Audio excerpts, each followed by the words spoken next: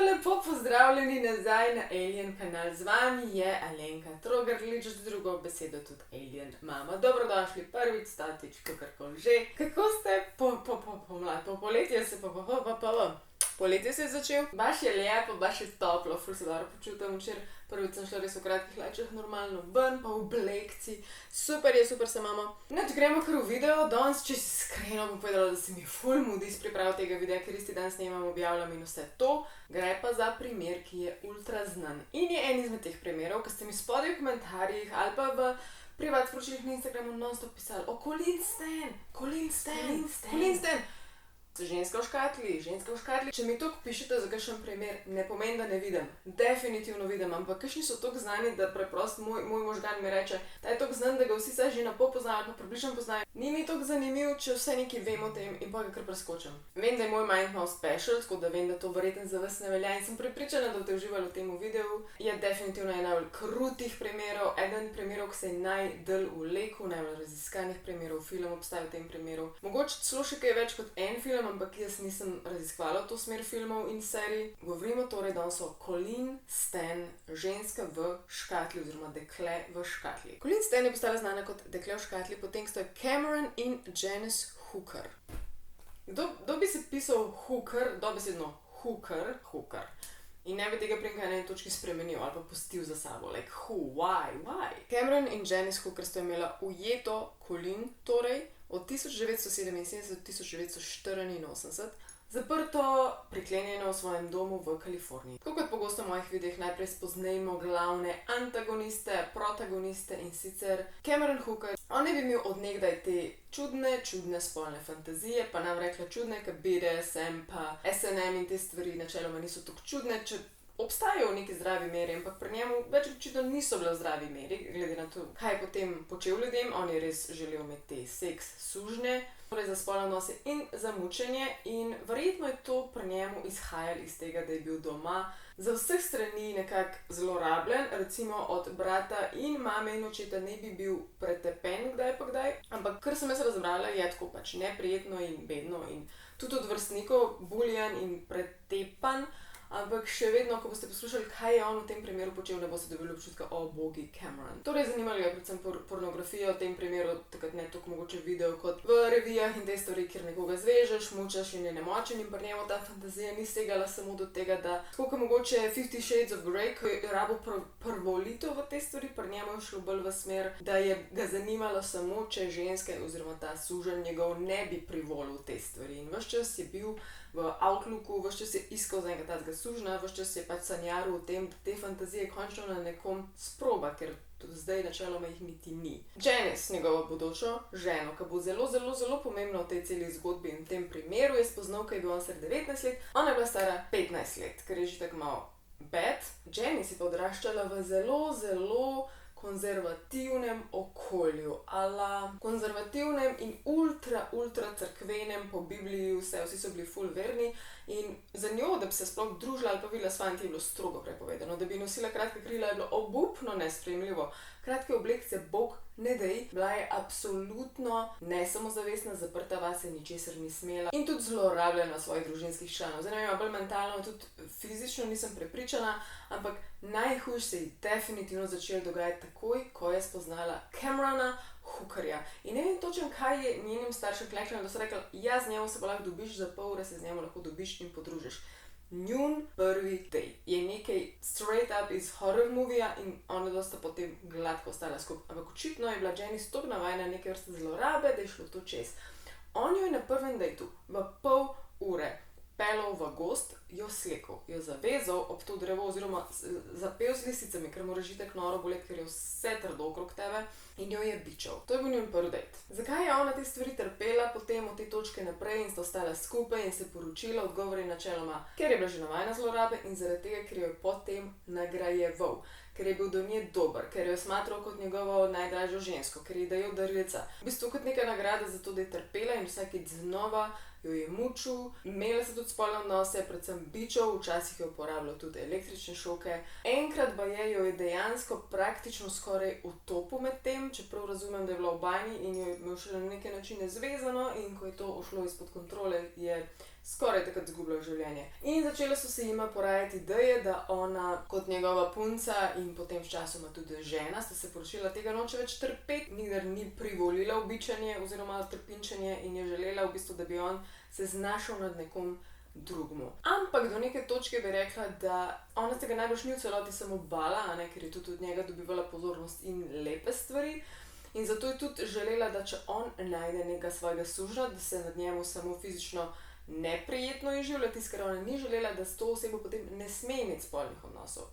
In tako sta počasi naumila to novo idejo, ki nas pa pripelje do bodoče žrtve Colleen Stan. Colleen je bila prav tako precej verna. To so tisti časi. Konzervativen, veren človek si ali pa si hipi. Nekako takrat se te dve stvari, se mi zdi, da ful tako razdvajale v dve smeri. In Colleen Stan je bila isto od zelo vernih staršev, bila je popularen otrok, imela je lepo otroštvo, tako netraumatično, neproblematično, imela je ful prijateljev, to bomo tudi vedeli, zakaj je potem sploh šla na to pot, kjer je štopala in se ji je vse to zgodilo, ker se ji je. Vsako nedeljo je hodila k maši, doma so se v redu razumeli. In kot sem rekla, imela je precej prijateljev in tudi tokrat si je rekla, ok, ena moja zelo dobra prijateljica ima rojsten dan, šla jo bom presenetiti v Severno Kalifornijo.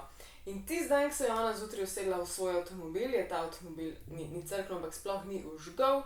In kaj dobimo? Klenknali jo, ok, to so te hipijevski časi, normalno je štopati. Ona je itak veliko štopala, bila je zelo dobra v štopanju. Kaj to pomeni, se sprašujete? To, da je bila dobra v komunikaciji, tudi če je bila z ljudmi v avtu, kdaj pa 8 ur je ves čas držala debato, ker je bila taka odprta, komunikativna in to ji kasneje v našem primeru tudi pomagalo. No, in tudi tokrat se je odločila štopati in je šla na to pot in je ta dan zamenjala že več voznikov, je bilo nekaj tovornjakarjev in bila je tudi smart, ko do tega pride.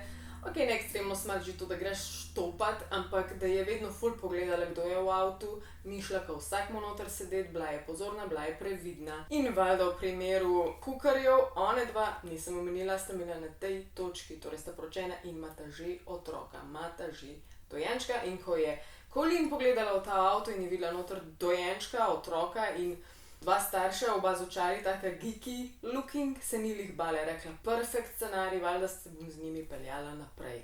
Biggest mistake ever. Še nekaj da omenjam glede tega otroka.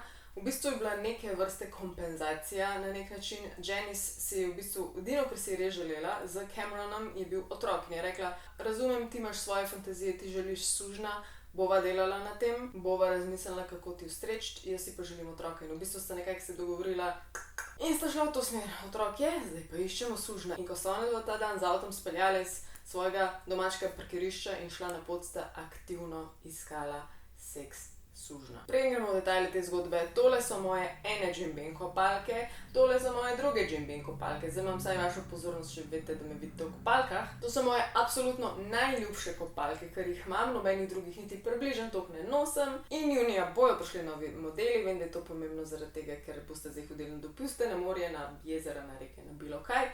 Tako da spremljajte in ko boste kaj kupovali, uporabite mojo kodo Alenka5 na Jim Beamu vedno. Hvala vam, ful najlepša hvala vnaprej, ker ste me podprete in dobim en delček tega denarja in potem lažje ustvarjam take vsebine.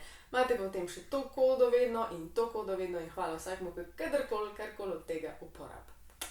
Leta 1977 je takrat 20-letna Colleen Stan štopala iz svojega rojstnega mesta Eugene v Oregonu v Severno Kalifornijo. Takrat je ustavil moder kombi, kot sem že rekla, kukarji, ne moram se navaditi ta ime. Janice, Cameron Hooker in ta dojenček v modrem kombi. Takrat je bil Cameron star 23 let in Janice je bila stara 19 let, torej še vedno basically otrok. Colleen je instinkt enkrat začel kričati, da nekaj ni ok. Torej, vstavili so se, rekli, da mora na WC, na neko bencinsko, mislim, da je bila nekaj takega, ko je šla ona ven. Ko je prišla v ta WC, ko je gledala tam okno nad WC-ami in nekaj v glavi govorili, nekaj ne štima, bejš, nekaj ne štima, spizdi čez ta okno in bejš, ker nekaj ni ok in si je mislila, pa kaj mi ni jasen, kaj me zdaj tu kar nekaj straši brez veze in je odrinila te misli in šla nazaj v avtomobil. Ko je prišla nazaj v avtomobil, dejansko stvari niso več gledale tako normalno. Ne pozabiti, še vedno v tem avtomobilu je otrok, ampak je pa tudi zraven nje na sedežu bila velika lesena škatla. Ta škatla je tehtala 10 kg oziroma 20 pounds, nisem si mečken več, mogoče kot 10 kg. Velika, čudna, ona je gledala in si mislila, nimam pojma, kaj tle dodelam, ampak pač, I guess, škatla kot škatla. No, imela je svoj namen. To ni bila samo škatla, ki ne bi na eni točki omejevala njeno glavo, blokirala je zvok. Blokirala je svetlobo okrog nje, preprečevala je pretok svežega zraka, torej zelo oteženo dihanje. Bila je ful izolirana, da ne govorimo o tem, da ona ne mogla jesti, valjda piti s to škatlo na glavi, s tem, da je bila ona že takrat malo klaustrofobična. In ko so se vozili, je kar naenkrat Cameron rekel ali Janice, ne vem kdo, kao, mi bi šli gledati le ene ledene jame, mislim, da se tako reče, zdaj gremo samo večkrat spoti, pa a te mot, alo gremo. Ona kot štoprka takrat ni bila na poziciji, da reče, ne id, ne more reči, ne id zaradi mene, ker so ji že tako na nek način delali uslugo in rekla, kao, ja, ni panike, a ne, in so šli kar nekam po eni random poti dol, kar nekam in je že videla, da nima smisla, da okrog ni nobenih jam, bila je že panična, vedela, da je nekaj ne štima in kar naenkrat sta šla potem Janice in Cameron iz avta in jo pustila v avto in ona čaka in potem Cameron odprl avto in je prislonil nož na vrat in jo je prisilil potem, da je dala gor to izolirano, mučno, grozno škatlo, kjer ni mogla dihati, ni mogla slišati, ni mogla. Predstavljaj si ta strah, da ti enik grozi z nožem na vratu in pa kar naenkrat dobiš gor škatlo, zaradi katere ne slišiš, ne vidiš več absolutno nič okrog sebe.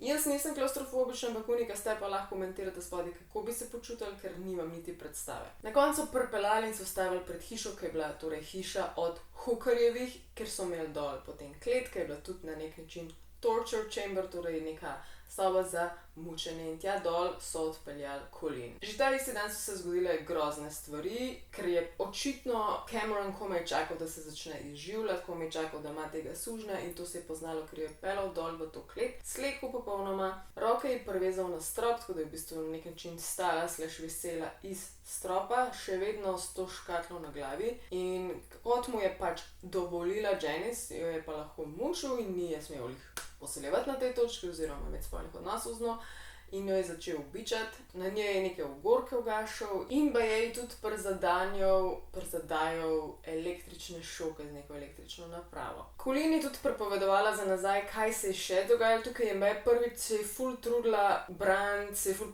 probala strgati, kričala je, na vse načine se ga je probala odtepsti, ampak takrat že takoj prvič je na vrat prislonil nož in je rekel, nehaj kričati, če samo še enkrat zakričiš, ti bom prerezal glasilke.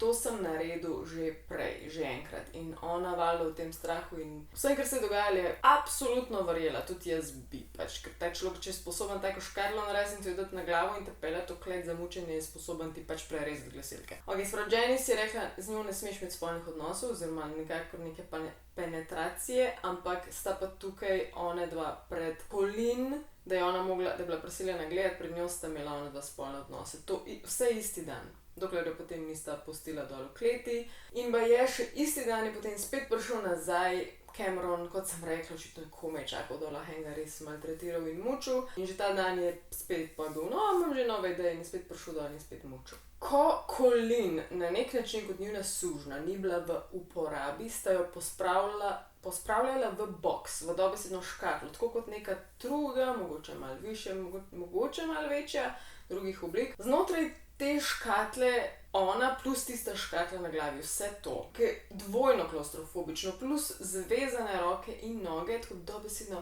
ni mogla nič, ni slišala, ni videla, ni se mogla premikati. In tukaj sta jo puščala potem naslednje mesece tudi po 23 ur na dan. Ona je spremljala oziroma dojemala, kater del dneva je mogoče samo mečkam po temperaturi v tej škatli, ne pozabiti, da ni mogla dihati normalno. Nič ne vela, kaj se dogaja in vzeli so jo ven samo za tisto 1 uro na dan, da je basically trpela, da so jo bičali, da so jo mučali. Ja, sploh nimam besed. Še ena brutalna stvar je, da ona prve 3,5 mesece, 3 do 4 mesece ni imela svojega prvega tuša, ni bila okopana, sploh ne razumem, kaj je tem dvema pravilo v glavi. Valjda te prve tedne jo je policija ful iskala, ampak ne toliko zavzeto, kot bi pri kakšnih drugih primerih, ker pač traja to nedogled. Nekako iz enega razloga so se starši od Colleen kar odločili, ok, sej logično, pač šla je v nek kult. Starši so kar rekla, šla je v nek kult, verjeten po nekem času iskanja policijskega aktivnega in pa so kar nehali in se to čisto praktično umirili in bilo. Novembra je Colleen dobila majčkeno več svobode. Prej sem rekla, da je bila 23 ur na dan v tej škatli, razen mučenja. Tukaj je pa začela dobivati svobodo na ta način, da se jo še vedno slekla, mogla biti naga in mogla je delati določena opravila ali pucati ali pa biti v izi varuška. Kadarkoli so me vzeli škatle, nikoli nisem vedela, kaj lahko pričakujem. Strah pred neznanim me je vedno spremljal, saj sem imela tako fizično kot psihično v temi. Jedla jo občasno, pogosto so jedli za jesti enkrat na dan, takrat, ko so jo pač vzeli iz škatle po potrebi, pač to je neravno, po potrebi, ko so jo jemali škatle. Velikrat so tudi dojeli, da pač čistih prvih 10 kil je shujšala že v nekaj tednih in so rekli, ok, mora jesti, če ne umrla, kdo bo mi uslužna, če ne ujedu, a ne? In je bila prisiljena jesti. Torej, tudi če ji ni pasalo, tudi če se je počutila obupno, tudi če bi hotela izstradati, je bila spet kaznovana, če ni jedla. In potem med tem kaznovanjem spet bila bruhala in je spet mogla res se truditi, da je dejansko jedla, čeprav ji ni pasalo, glavnem obupen cikel tega mučenja še tudi s hrano. Poleg pretepanja, bičanja električnih šokov je tudi doživljala utapljanje v vedru, na primer. Neka forma mučenja je bila tudi to, ko je vsakič vprašala, kdaj jo bo izpustil in je Cameron vsakič rekel kmalu. In zdaj si predstavljati ta ščepec upanja, ki potem traja 7 let. Ne pozabi, da tam ne samo, da se ne tušira, absolutno tudi WC ima v tej škatli. Ko se Colleen spominja teh mesecev in let, reče, da ni bilo najhujše to, da je bila bičana, da je bila pretepena, da je bila fizična zloraba. Baje je bila najhujša stvar to, da sta se njej Janice in Cameron absolutno zlagala v eni veliki stvari. In zakaj je ona tudi tam bila in ni bolj poskušala pobegati, ko je recimo čistila in je bila na svobodi. Štos je bil v tem, da je Cameron rekel, da je vse skupaj del veliko večje, grozne organizacije, imenovane The Company. Torej, oni se ukvarjajo s temi sužnji, s temi ljudmi, ki jih imajo pod sabo, ker by the way, itak ni tako čudna stvar. Danes se to dogaja, takrat se je verjetno to dogajalo, vedno se verjetno to dogajalo, sploh na mlajših, pa trgovine z ljudmi, Meni se to zdelo make sense, valjda. In ta The Company naj bi napolno imel svoje lovke povsod in naj bi napolno tudi prisluškoval v tej hiši in gledal, kaj točno z njo počnejo, ker naj bi imeli vse pod kontrolo. In valjda 20-letna Colleen je temu takrat spet verjela, cela zlorabljena, prestrašena, v temi dobesedno. In je verjela. Najbolj jo je povničilo to, da so ji rekli, če bo ona šla čez katerokoli mejo, če karkoli ne bo ubogala, če karkoli ne bo poslušala, bojo ubili celo njeno družino. Pa ne samo to, dali so ji fucking pogodbo za podpisati. Pogodbo, kjer je vse to pisal, noter tudi je imel Cameron drugo ime, kao njegovo pravo ime in sicer Michael Powers. Powers, jaz, koliko je to gnilo, sem se režala koliko moš mi ti bogi broken ego mini dick energy, da si daš v pogodbi fake ime Powers. No, glavno, to je ona mogla podpisati. In tudi je, samo zato, da pač njena družina safe in ja, bizarno. Ona po tej pogodbi ni imela imena Colleen Stan, ampak samo K, dobesedno črka K, K. Ona je bila K. Psihološko taki moški, kot je Cameron, uživajo sadizem tudi zato nad ženskami, ki ne bi v koru deep down vse verjeli, da so vse ženske zlobne. Pure sovraštvo do žensk. To sem že večkrat slišala, to je res insane. Čeprav ga je v bistvu bolj fotor verjetno mučil, pa brstniki, ampak ok. S časom so se razmere za Colleen na nek način poslabšale. Kdaj je imela več svobode, to je ena stvar. Tudi merkala je na deklici, na punčki, ker ona sta imela s časoma še enega otroka. Ampak slaba stvar je bila, da je s časoma Janice rekla, da mu dovolj tudi spolne odnose s Colleen. Ja, tako da pa je bila naknadno še iz dneva v dan vsakič poleg vsega mučenja tudi posiljena. In tudi s časoma so mogli ven iz te hiše in so se mogli preseliti v prikolico, torej v še bolj utesnjeno, manjšo, čudno lokacijo, kjer pa pol ni bilo normalno tam kleti, ampak noter sta imela ona dva vodno poslo, to je bilo takrat ful popularno in pod to vodno poslo je bil potem tak velik, lesen zaboj, spet ta škatla, lesena škatla, kjer je bila ona non-stop noter zavezana in zaprta. Lahko povem še nekaj čisto insane, to ful redko sem slišala, ampak ja. Janice je drugega otroka rodila na tej posli, torej ni šla sploh v bolnišnico, ampak je rodila na tej vodni posli, medtem ko je bila spodaj v leseni škatli Colleen. A se spomnite, ko sem rekla, da je bila Colleen ful dobra v chit-chatu, pa v small talku, zato je bila tako dobra štoparka, ker so ljudje jo radi vozili dolge proge, ker pač je klepetala. No, dobra je bila tudi z njima, ker je zelo na nenavaden način ves čas dobivala več svobode, tako več svobode, nenavadno veliko svobode za nekoga, ki je bil v ujetništvu. Itak si ni upala nič, ker je ves čas verjela, da če bo karkoli prestopila, katerekoli meje, od kateregakoli ukazal, bojo pač ubili njeno družino, ampak ja, je pa dejansko merkala te njune hčerke in se na nek čuden način zbliževala z Cameronom in tudi Janice. Glede Janice dejansko to bo bizarno, ampak sta skupaj brali Biblijo, torej Janice še vedno ostaja zelo, zelo verna. In ta stvar je tudi počasi potem začela odpirati oči, da nekaj mogoče ne štima v tem domu, da ni tako versko sprejemljivo in je začela mozga, da mogoče nekaj ni okej, ampak še vedno, ko sta oni skupaj čas preživljali, skupaj brali Biblijo, je še vedno veljala Colleen za pač sužnja. Ni smela načenjati debat, ni smela spraševati stvari, tako da še vedno je bila ful omejena. So se pa toliko zbližali, da je recimo dobila Colleen neko božično darilo in to božično darilo je bil njen klic domov. Lahko je poklicala domov. Valjda je bila ful omejena, ful preveli, kaj pove, kako pove, lahko je rekla, da je super, da je okej, da je srečna, da je vse okej. Takrat se je oglasila sestra, klic ni trajal dolgo časa in mnogi mislijo, da je v bistvu nek posmeh, oziroma da je res takrat Cameron lahko se nadeval s tem, koliko ima on res moči nad njo, koliko si nič ne upa, koliko jo je pretentov, koliko je res amazing, da ji da toliko moči in še vedno je čist pod njegovim prstom štekate. Ampak to še ni bilo vse, hujša stvar se še zgodi, oziroma še bolj na prostost jo spustijo, še precej bolj. In sicer po 3 mesecih od tega klica je Cameron dovolj, da gre domov. In to z njemu, skupaj z njemu, z njemu človekom, ki jo je na tok načinov mučil, posiljeval vsak dan, bičal, je delal najhujše rane na vse načine, je šel z njo domov in ona se je mogla pretvarjati, da sta zaročenca.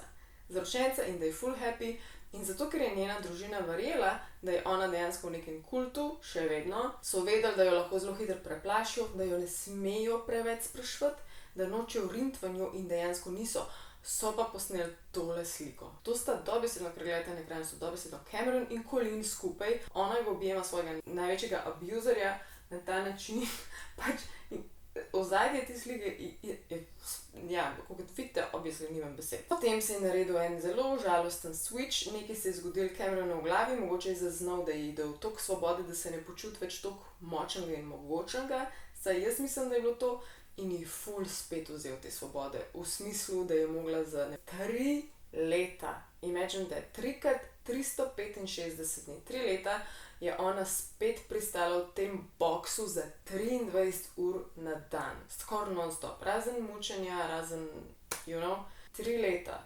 Meni predvsem ni jasen, kako se njeni absolutno strga, samo to mi ni čist jasen. In to je bilo to 3-letno obdobje, ki je pač bizarno, potem se je pa začelo spet nekaj čudnega dogajati in Cameron je začel sanjati, da želi imeti več seks sužnjev, zakaj bi imel samo enega, če ima lahko več, pa če mu gre tako dobro, pa dejansko bi mu Colleen lahko pomagala tudi zdresirati tega sužnja, ker ona je bila perfekt žrtev, perfekt suženj baje.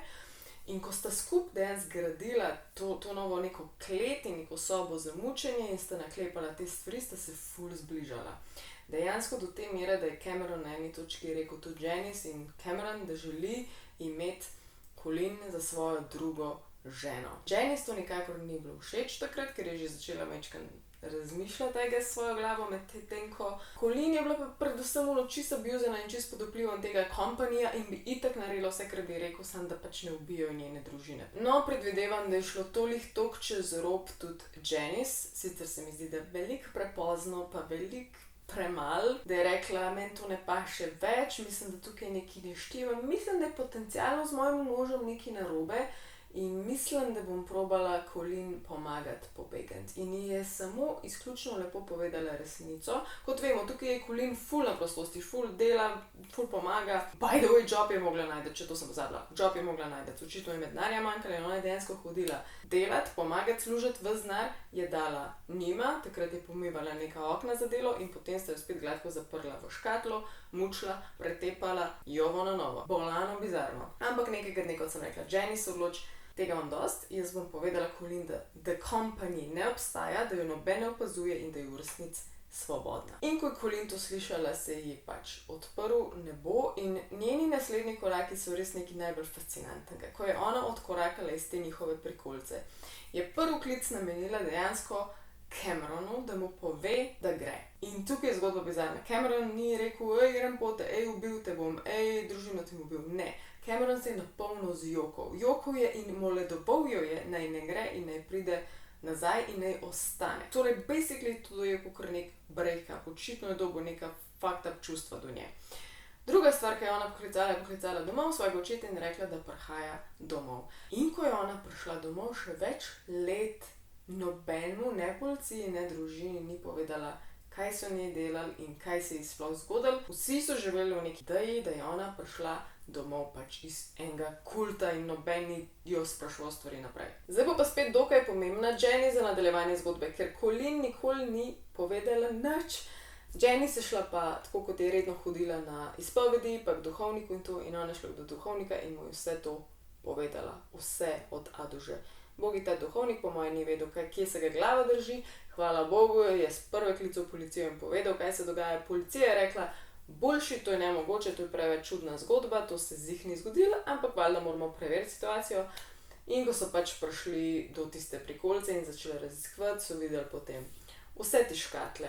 Videli so pogodbo, hvala Bogu, jo noben ni izbrisal, noben jo ni zažgal, bila je tam in so videli ta bizaren dokaz in videli so slike njihove, fotografije skupne tudi. Ne, če prej nisem omenila, ampak Cameron je tudi fotografiral to zlorabo in te dele mučenja, ker tudi to mu je ful bilo všeč. In ja, Cameron Hooker je bil obtožen spolnega napada in ugrabitve z nožem. Na sojenju je Jenny zdobila absolutno imuniteto, torej niso ji mogli nič, zato ker je obljubila, to je ta kompenzacija spet, da bo pričala proti njemu. Jenny dejansko ni dobila nobene kazni, ni šla v zapor, nič. Cameron je dobil 104 leta v zaporu, me pa to absolutno jezi, resno jezi, da je sploh na katerikoli točki. Mislim, da je leta 2015 dobil spet kakršnokoli opcijo pogojnega. Pač en sodnik je takrat to gladko zabremzal in rekel, kalah se sploh ne gremo od tega in je shutdownal to idejo, ampak zakaj taki ljudje to dobijo? Zakaj mi ni jasen? Glavnem, ne vem. Zdaj ne bom se spuščala v ta drug primer, ampak s časoma oziroma po mojem nedolg nazaj je bilo dokazano, da je, tako kot je Cameron na začetku rekel Colleen, da ji bo prerezal vrat, ker je to že naredil, je dejansko to že enkrat prej naredil. Ujela sta enkrat z Jenny že eno drugo sužnjo, eno drugo punco, to je njena slika, in sta jo tudi ubila in pač, ker niso najdeli trupla toliko časa in niso imeli dokazov, on ni bil obsojen, zdaj je to dokazano. Predvsem mi je pa bizarno, da še vedno pri takih primerih pride do kakršnih koli pogojnih izpustov. Colleen, ne morem vedeti, kako v takih okoliščinah kdorkoli naprej zalaufa life, ampak ona ga je. Poročila se je, ima otroke in je ratala tudi podpora v teh društvih, je celo razvila društva za ženske, ki so isto v kakšnih položajih zlorabe. In ja, rekla je, da je ena izmed stvari, ki jo najbolj reševala, je to, da se je na nek način lahko v mislih odstranila iz tiste situacije, ki se ji je dogajala in je šla v mislih nekam drugam.